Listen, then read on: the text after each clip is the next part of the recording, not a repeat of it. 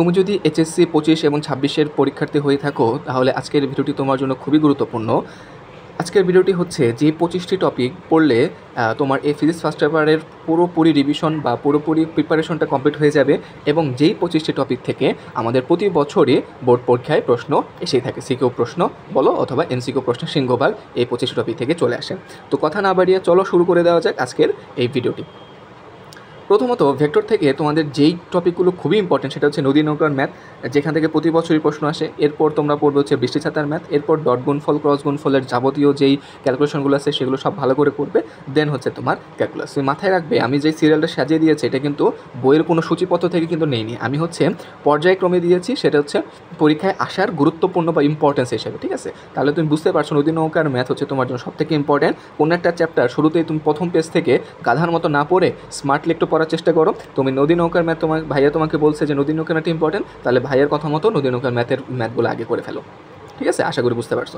এরপর বৃষ্টি ছাতায় ম্যাথগুলো করবা, এরপর ডট গুণফল ক্রস গুণফল করবা, এরপর ক্যালকুলাস করবে। এই 4টা টপিক করার পরে যদি তোমার হাতে সময় থাকে দেন আদার্স টপিকগুলো তুমি দেখতে পারো। বুঝতে পারছো? এরপরে আসো বলবিদ্যা। বলবিদ্যা থেকে তুমি ব্যাংকিং কোণ থেকে যে ম্যাথগুলো আসা পসিবল, গাড়ি নিরাপদে বাগ নিতে পারবে কি না, আমার থিটার মান নির্ণয় বা সর্বোচ্চ বেগ কত হলে গাড়িটি নিরাপদে বাগ নিতে পারবে বা দুর্ঘটনার শিকার হবে না, এই ধরনের কোশ্চেনগুলো কিন্তু বোর্ড পরীক্ষায় হওয়ার হামেশা চলে আসে। তো এই জিনিসগুলো খুব ভালো করে দেখবেন। এবং হচ্ছে জড়তা ভ্রামক রিলেটেড যে কোশ্চেনগুলো হওয়া পসিবল, কোনো একটা অবজেক্টের জড়তা ভ্রামক কীভাবে বের করতে হয়, সেটা হতে পারে একটা সিলিন্ডার, সেটা হতে পারে একটা চাকতি। ঠিক আছে, কোনো একটা দণ্ডের মধ্যবিন্দু দিয়ে গেলে জড়তা ভ্রামক কীভাবে বের করতে হয়, অথবা কোনো একটা দণ্ডের অক্ষ সাপেক্ষে যদি আমি ঘুরাই তাহলে সেটা জড়তা ভ্রামক কীভাবে বের করতে হয়, এই জিনিসগুলো কিন্তু খুব ভালো করে শিখে রাখবে। এরপর আসো কাজ শক্তি ক্ষমতা। কাজ শক্তি ক্ষমতা থেকে খুবই ইম্পর্টেন্ট সেটা হচ্ছে কুয়ার ম্যাথ বা পাম্পের ম্যাথ। কীভাবে তোমার সম্পূর্ণ কুয়াকে অর্ধেক খালি করতে হয় বা অর্ধেক কুয়াকে সম্পূর্ণ খালি করতে হয়, এই ধরনের ম্যাথ কিন্তু খুবই চলে আসে, খুবই গুরুত্বপূর্ণ ম্যাথ। তোমরা যদি চাও এই প্রত্যেকটা টপিক থেকেই আমার ডেডিকেটেড ভিডিও ইনশাআল্লাহ দেওয়ার চেষ্টা করবে এইচএসসি 25 এবং 26 ব্যাচের জন্য। তোমাদের প্রয়োজন অনুসারে কমেন্ট বক্সে কমেন্ট করবে, যেই টপিকটা সবথেকে বেশি কমেন্ট আসবে ইনশাআল্লাহ সেই কমেন্টে সবার আগে সেই টপিক নিয়ে আমরা সবার আগে ভিডিও তৈরি করবো।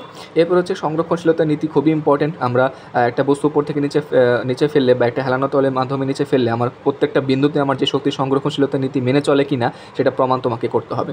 এরপর আসলে হেলানো তলের ম্যাথ খুবই ইম্পর্টেন্ট। কাজ শক্তি ক্ষমতা থেকে এই 3টি টপিক খুবই গুরুত্বপূর্ণ।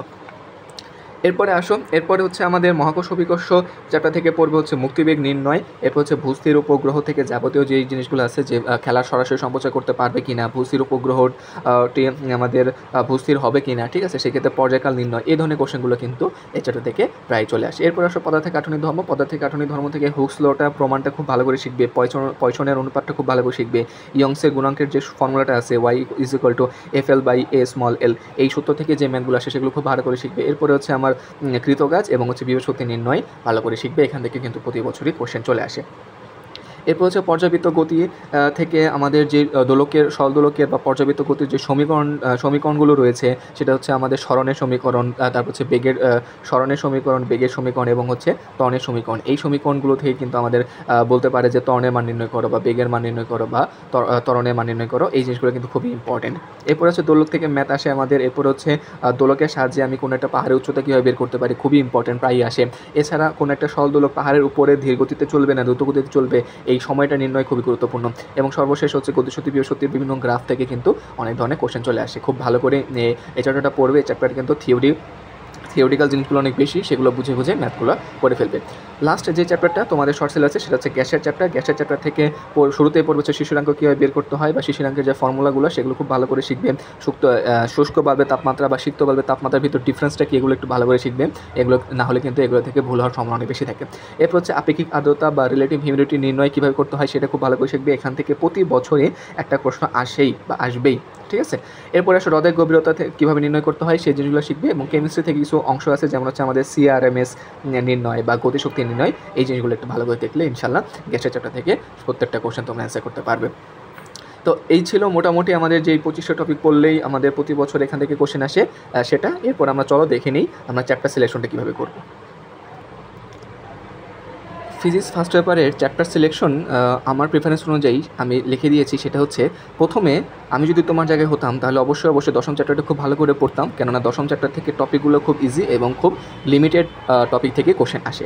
আমি এই চ্যাপ্টারটাকে সবার আগে প্রায়োরিটি লিস্টে রাখতাম। এরপরে আমি হচ্ছে ফোর্থ চ্যাপ্টারকে রাখতাম। ফোর্থ চ্যাপ্টারও যেটা বললাম যে হচ্ছে আমাদের জড়তা ভ্রামক, এছাড়া হচ্ছে আমাদের গাড়ি নিরাপদে বাঁক নিতে পারবে কি না, ব্যাঙ্কিং রিলেটেড যে ম্যাথগুলো আছে সেগুলো করলে এনাফ। এরপর হচ্ছে সেকেন্ড চ্যাপ্টার আমি প্রায়োরিটি লিস্টে রাখতাম। এরপরে ফিফথ চ্যাপ্টার, এরপরে তুমি চাইলে অষ্টম চ্যাপ্টারটাকে 6 এবং 7-এর আগে রাখতে পারো, 6 এবং 7কে তুমি চাইলে অষ্টমের পর রাখতে পারো। এটা হচ্ছে তোমার ব্যক্তিগত বিষয়, বাট আমি হলে সাজেস্ট করবো হচ্ছে অষ্টমটাকে, যদি অষ্টম থেকে যদি তোমার সমীকরণ এই টাইপের না এসে যদি গতিশক্তি বিভবশক্তি আসে, সেক্ষেত্রে তুমি লাস্টে রাখতে পারো। তো এই ছিল মোটামুটি আমাদের চ্যাপ্টার সিলেকশন। এখান থেকে ইনশাল্লাহ প্রত্যেকটা চ্যাপ্টার থেকে একটা করে কোশ্চেন আসবে। তো আশা করি ব্যাখ্যা হিসেবে তুমি যদি এই দুটো চ্যাপ্টারকে রাখো, সেটা কিন্তু তুমি 5টা চ্যাপ্টার থেকে 5টা সৃজনশীল ইনশাল্লাহ কমন পাবে, এবং বাকি দুটো চ্যাপ্টার থেকে কিন্তু তোমার দুটো কোশ্চেন ব্যাকআপ থাকবে। তো এই ছিল আজকের ভিডিওটি। যদি ভিডিওটি তোমার কাছে ভালো লাগে অবশ্যই চ্যানেলটি সাবস্ক্রাইব করতে ভুলো না, এবং কোনো জিজ্ঞাসা থাকলে অবশ্যই কমেন্ট বক্সে জানিও। ধন্যবাদ সবাইকে।